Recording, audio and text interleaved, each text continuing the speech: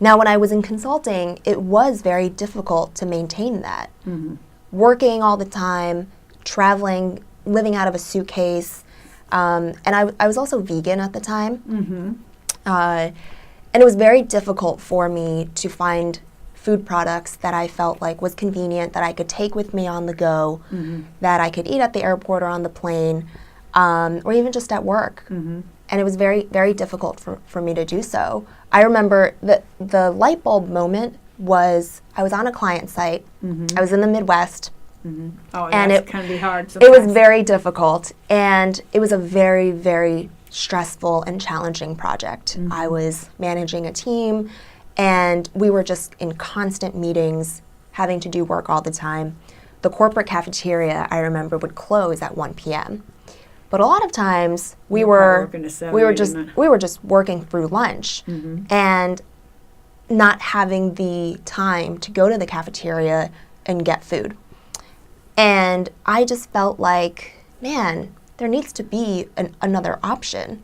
And I would bring some snacks, definitely fruit, but a lot of times if you're kind of craving something that tastes good and satisfying, you go with things that aren't good for you. Right, like dry and crunchy and salty. Exactly. Yeah. And that was really my aha moment where I was like, there needs to be a product that is convenient, that I can take on the go, that tastes good, and also I can feel comfortable eating and comfortable putting into my body. And there were a ton of bars on the market at that time. Still are. And still are, yeah. But nothing I felt like, that was really exciting for me, that I really could understand every single ingredient on the label, that I really felt comfortable and excited about putting into my body. So that was really the start for SunSana. Cool. So let's, I'm just going to hold up a package. So you liked baking, you said you started baking. So how did you go about, this is just one of them. They're beautiful. We'll talk all about this packaging too in a minute. How did you start? Because you must have tested out. You're the creator. If you didn't get a chef and do this, you did this. I did. So talk about how you started off. And it's one thing to create something and go, this tastes good, but then when you have to do it in billion click, I would say triplicate, duplicate, billion trick, whatever you want to say, trick. You got to come down with your measurements have to be just so, right? Yeah, She's got it all up there on the screen too, so that's great.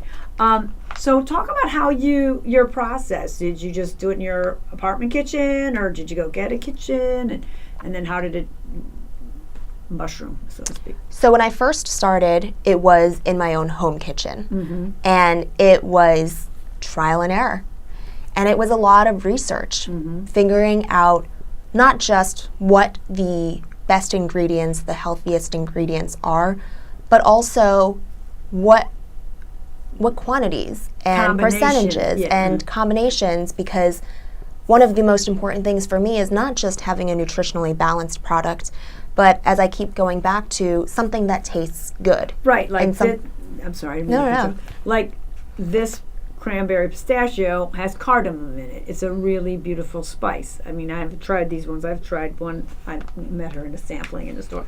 And then everything in the back is all straight, really clean things. There's not really much. They're low in sugars, and a lot of times you use even coconut sugar sometimes. And that, I want you to talk about that a little bit. And then the cashew pineapple spice, and I'm assuming this one might have the This one is the cayenne. Yeah. And cinnamon and vanilla, sea salt, and this one I've tried. This is and matcha. I forget what matcha means, but matcha is a Japanese green tea. That's right. I was like, I know what matcha is, but so they all have a little kick and a little. They're healthy and sexy at the same time. I like that. Because they have a little something that gives them a little edge on other things. Yeah, a lot of people say that they are. The term I've heard is very uniquely delicious.